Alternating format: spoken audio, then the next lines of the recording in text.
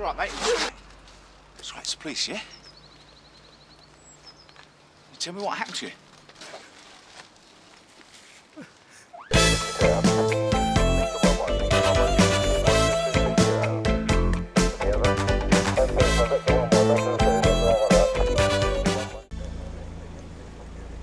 Kevin Simpson lives in Old Seacold Street. Says he was making his way home after working a night shift in the post office. That's all we could get out of him, though. He's still pretty shocked.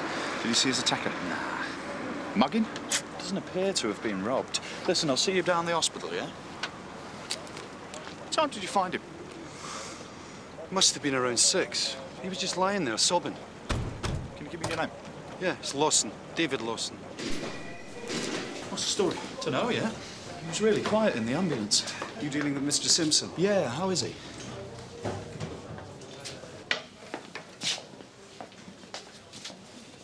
Well, under the circumstances, he's not too bad. What do you mean under the circumstances? Well, I mean, considering what happened, his injuries could have been more extensive. I didn't get much out of him. What's he told you? Mr. Simpson's been sexually assaulted. He was raped. Blimey. You've got officers trained to deal with rape victims, haven't you? You better get one down here. Well, you haven't got any trained male officers at Sunhill.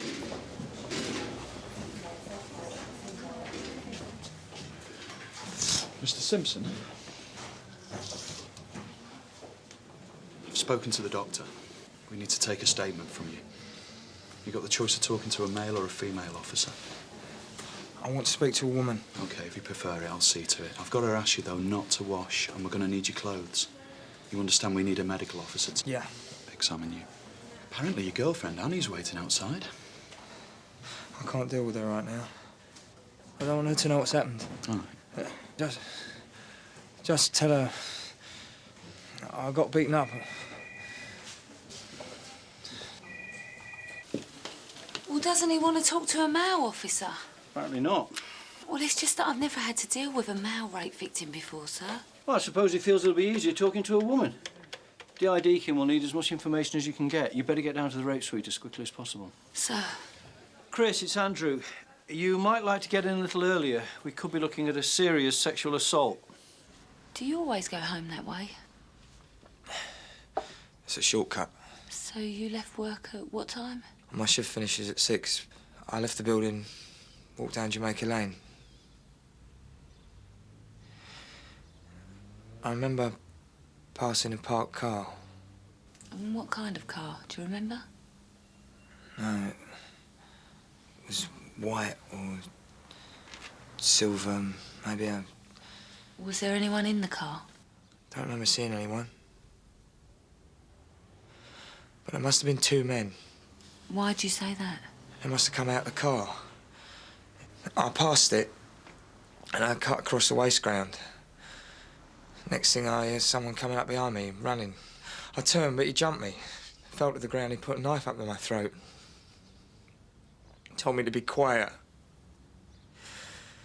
At first, I didn't realise what he was doing. I was paralysed, you know?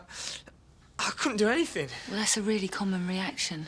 People often go into shock when they're being attacked. I did try to fight him off at first, you know? I grabbed his jacket. I think I might have ripped it. You said there were 2 of them. I heard the other one shouting at him to get back in the car. When he finished, he told me to stay where I was, not to move. When he'd come back and kill me. I lay there till I heard the car drive off and someone found me a bit later. I thought first he'd come back. How long were you there before this other man found you? It could have been 5 minutes. Could have been half an hour. The man who attacked you, did you recognise anything about his voice? He had an accent, but I don't know what.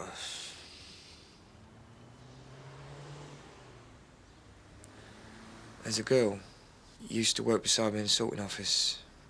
She was raped a couple of years back. Went to trial. Her name was kept out of the papers, but everybody knew. Some of the guys used to joke about it. What kind of jokes are you going to tell about me? Tom, you think we should speak to the person who found Simpson? David Lawson. He told Tony Stamp he was going home after working at a local nightclub as a bouncer. Which one? Wilds, it's a gay club. And that area of Wasteground's been used by gay men before. And quite a few courting couples. Courting couples? I haven't had that expression for a long time. Yeah, we mustn't go jumping to conclusions. We can't assume that the attacker was gay. So what have we got to gain by talking to Lawson? We might remember something else if he's pushed. But we've got no reason to believe he's hiding anything. Well, look, all I'm saying is Lawson works at a gay club. The attack took place in an area frequented by gay men. What was Lawson doing there? Yeah, all right, I agree with Tom. It's worth another chat. Because I don't want us making any assumptions or putting someone's nose out of joint unnecessarily, Jim and I'll talk to Lawson and you get yourself down to the scene. Right, Guff. Is this about the man David found? Yes, I'm Detective Inspector Deakin. This is Detective Constable Carver, Sunhill Police Station. David told me all about it. He was beaten up or something. Is David in? Yes, you'll just catch him. He's about to go to bed. David! There's a couple of policemen here to see you. See you later, hero. Thank you.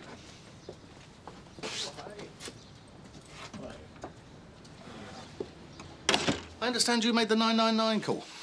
Yeah, I had my mobile phone with me. Your, friend, Partner. He's my partner. a partner, said you're about to go to bed. You've been up all night? Yeah, I run a security firm. I provide bouncers for clubs, gigs, whatever. I don't usually work the door myself, but last night one of my lads was ill. This was at Wilds. Yeah? What time did you set off to get home? Look, I gave all this information to the officer this morning. Well, we're just double-checking a couple of things. I left the club about 5:30. What time's the club close? About 3:30. But I hung on to help Harry clear up. Harry? Harry King. He's the manager there. So, you left the club 5:30 and you set off to come home across the wasteground. No, I was in my car. But I thought you told the officer this morning that you heard someone crying. I started off in my car. I was driving along Jamaica Lane, and the steering felt a bit funny, so I stopped. I got out, then I found I had a flat. Then I discovered my spare was flat too. So I started off back to the club to see if Harry was still there, and then I heard someone crying. And I found a guy curled up on the ground by a wall. What car did you drive? The Sierra. Oh, the silver one, out the front. Yeah. You didn't give anyone a lift home? No, why? You didn't see any other cars around? No. You saw nobody else in the area? No, look, I'm really exhausted. We won't keep you any longer. The victim was lucky you were around. The woman's usually weaker, but you think a bloke could beat an attacker off? Or just leg it? Unless he came looking for a bit of rough. Simpson's not gay. I've met his girlfriend. Listen, I dealt with Mayor Rate once before. We put a lot of effort in, and then the victim refused to go to court in the end. It's a difficult thing for a man to admit to. Look, he says he wasn't gay, right? But who's to know for sure? A lot of them still won't admit to it. Look what I found.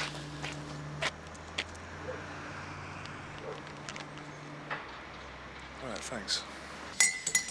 Kevin, there's something I need to ask you. It might be an issue at a later stage when your case comes to court. Are you homosexual? What? Well, it's the kind of question that your attacker's defence lawyer might ask. Told you I live with Annie. Yeah, I know. I'm but- not gay. Well, it's as well to clear it up now. It might be suggested that you were in the vicinity for another reason. What reason? Well, a lot of gay men use that area. I was going home. Do you believe me? Yeah, of course I do. I'm on your side, Kevin. This is what I can expect. I'll get attacked and people are going to think I'm gay, that I went looking for it. I didn't know gay men used the area. I was going home, you know. I was going home. I've been that way 100 times. I never given it a second's thought. All I could think about was breakfast.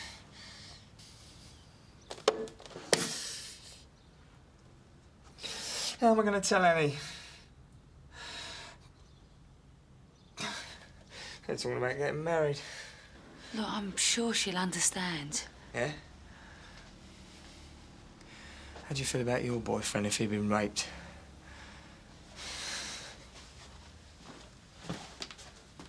Maybe Simpson arranged to meet Lawson on the wasteground and things turned a bit nasty. Simpson might be reluctant to ID Lawson. Well, Simpson says he's not gay. He's got a girlfriend. Well, it's never stopped anyone before. Maybe he's got a secret life. Lawson phoned the ambulance. Perhaps he felt guilty.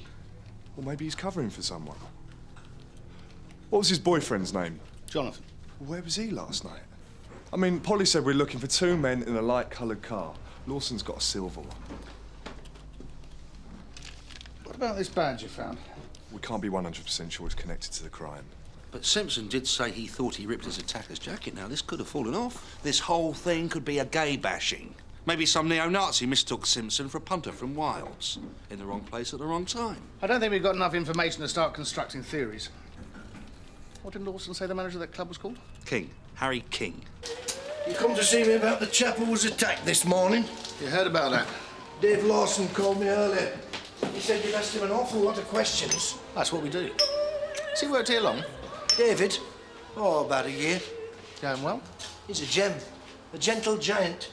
I say gentle, but he's got a black belt in origami or something. When did he leave here this morning? Just after 5. I locked up shortly afterwards. Maybe 5:30. How well do you know your punters? I know my regulars pretty well. Do you know a Kevin Simpson? No. Why? Was he the chap who was attacked? So you don't know Kevin Simpson? Tell me something. Was this guy sexually assaulted? Why'd you ask?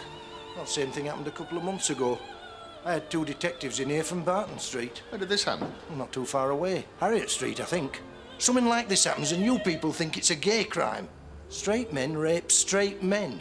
Hard to believe, but... Do you have any trouble with neo-Nazis? Well, you don't get much trouble when you've got somebody like Dave Lawson on the door. I mean, would you call somebody as big as Dave Lawson a puff? But you ask Dave. He'll tell you about our local Nazis. How's that? Well, he does security for all sorts, does Dave, including some local skinhead bands. Your partner, Jonathan, he wasn't with you last night, was he? No, he was at a colleague's stag night last night. Why? Just routine questions. I got the distinct impression the last time that you were here that you thought I might be hiding something. Now you're asking me questions where Jonathan was. What's going on? You think we attacked this guy? Mr. Lawson, I assure you, you're not being accused of anything. Wait a minute. This was a sexual assault, wasn't it? That's it. That's why I'm getting asked all these questions, because I'm gay. Mr. King says you provide security for skinhead bands. What? Do you? How does a policeman's mind work? So now I'm a gay Nazi? I'd be very surprised if you were. Presumably these skinheads don't know you're gay. What do you think? Well, I get a kick out of doing these skinhead gigs. There they are, singing songs about sending blacks home and exterminating homosexuals, and they're surrounded by gay bouncers. My lads get a laugh out of it. Do you know these bands well? No. I just know the guy who books them. What's his name? Brian Hutchins. Does the name SS Death mean anything to you?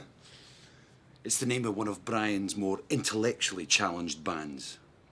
These people always get a bit touchy. That was a legitimate line of inquiry. You don't like gays, do you, Tom? I take people as I find them, Gov. Gov, I've got an address for Brian Hutchins. It's a private house off of Charity Lane. The band played in the Green Archer pub last night. It's not very close to the crime scene. I've also been in contact with the DC Clayton at Barton Street. Now, he dealt with the attack on the other man, a Jeremy Dyson. The attack took place a couple of months ago. What happened to the case? Nothing. Dyson couldn't identify his attacker either. Now, Barton Street had nothing to go on, and Dyson just wanted to forget about it. That's what happens.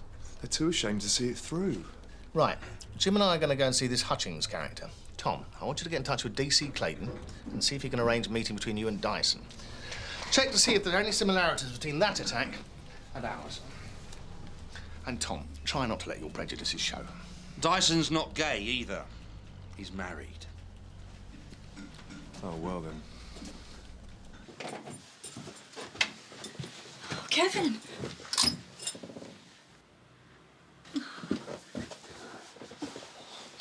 I thought you were at work. How could I go to work? I've been frantic. Are you all right? I'm fine. Look, I'm going to lie down. I've got a splitting headache. Kevin, I want to talk to you. I really need to lie down. All right. Shall I get you some tea or something? No, I'm fine. No one's really telling me anything. What happened? Well, he was assaulted coming home from work. I know that much. Was he robbed? No. Why was he attacked? Well, it seems to have been random. Why won't he talk to me? Why won't anyone tell me anything? Look, he's still in shock. I'm sure he'll want to talk to you once he's feeling a bit better. You're not telling me everything, are you? I understand the man that attacked you had a knife, A kitchen knife. Like a bread knife. and you had a brief glimpse of him. I think he'd been following me from the tube station. I remember seeing a skinhead standing at the exit when I came out.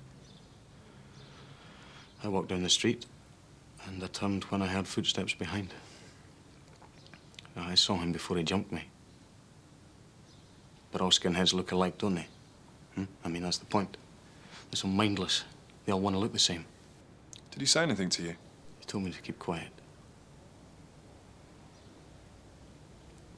He kept telling me to keep still. I told Nick at the time that he had an accent. Northern Irish, I thought. And there was just the one man. One man with a knife is enough. I thought he was going to kill me. I'm sorry, I didn't mean No, to. that's what people don't understand. They think I could have fought him off. I even get the impression sometimes that people think I should have let him kill me, rather than let him.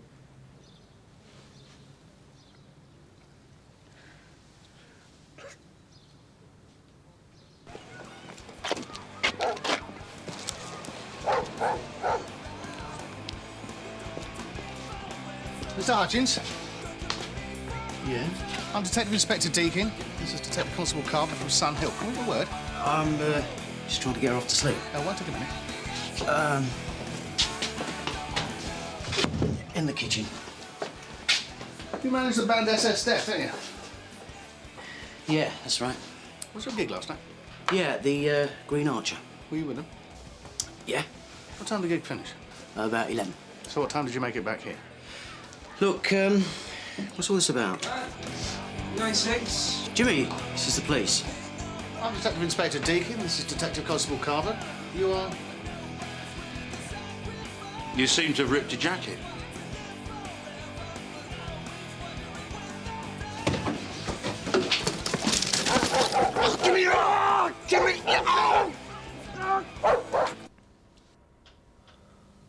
Do you recognise it?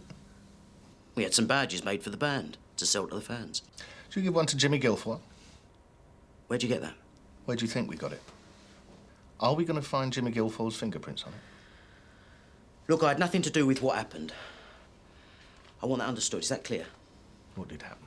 Jimmy's not the guy I knew. He's changed. You know, he's gone really weird. He's out of control. Mr. Hutchins. I've got a young family.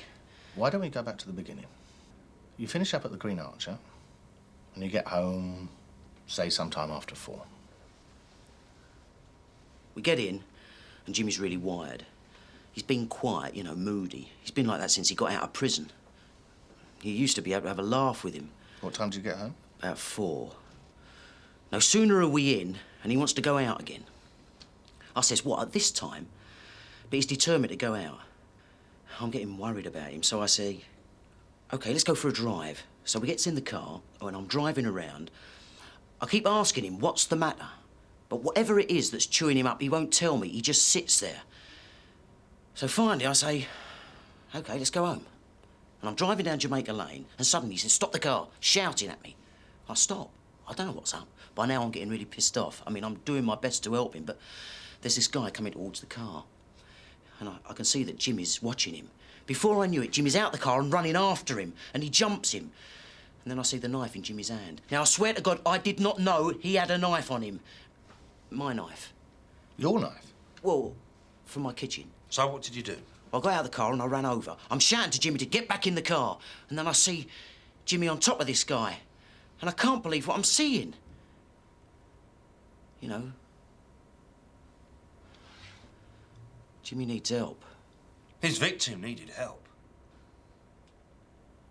Yeah, well, Jimmy had a knife. So you just stood there while he assaulted Kevin Simpson? Well, for all I knew, Jimmy might have turned on me. I went back to the car. I was going to drive off. But you waited. You waited until Jimmy Guilfoyle got back in the car. Well, I didn't know what to do. I was in shock. I've known Jimmy since before he went to jail. And he's different now. Jim, how's it going with the gay skinhead? Just about to interview him. Actually, Jim, do you mind if Tom sits in? Sure.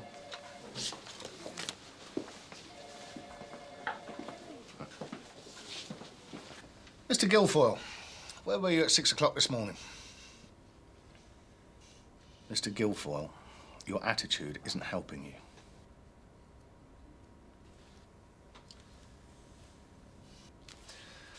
I was showing Mr. Guilfoyle a badge. You recognise that? I think it came off your jacket. And I think that your fingerprints will confirm that it's yours. We know that you left the Green Archer pub at around 4 a.m. this morning. We know that you went to Brian Hutchings' house and that later you went out again. We know that you were seen in the vicinity of Jamaica Lane at around 6 a.m. And we have a witness who saw you attack a man and sexually assault him. I'm not going back to prison. You don't think so? I kill myself before I go back inside. All you want to do is put people away, and then you can forget about them. Look at him. This is what I've got to defend me. He says I should cooperate with you. Your solicitor's trying to help you, Mr. Guilfoyle. Funny, that's what they said the last time. I got 3 years. I got sent to prison because my brief wasn't competent. GBH, I was drunk. I got in a fight. But the judge, you see, he said I was a very dangerous young man. 3 years. 3 years inside with men that really, really are dangerous. Perhaps a break is in order. You know what they do to young lads in prison, huh? Yeah, you know. You all do. But you don't care. You send a kid to prison, and that's the end of it as far as you're concerned. Were you assaulted in prison, Jimmy? Assaulted? Aye.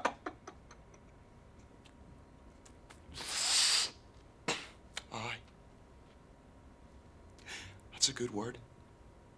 Whenever you don't want to say it straight, you people can always find a word. Jimmy. Well, I tried to fight back. That just makes it worse. Why did you choose that man this morning? He was just unlucky. The way I felt, could have been anyone. Might have been you. Or you. What were you doing? Getting your own back? I'm not gonna be used! Not anymore! I'm gonna be in control!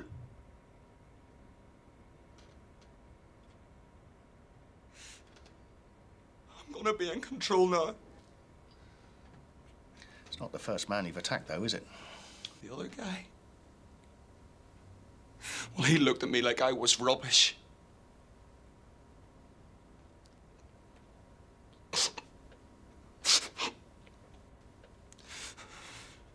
Jimmy, please, sit down. Everybody forgot about me! 3 years I was in that place! Jimmy! And they use me every day! Every day! Please, sit down. Oh, no! They use me like I was nothing! Oh! Jimmy! Oh! The idea is restraining the prisoner from injuring himself. All right, Jimmy, all right.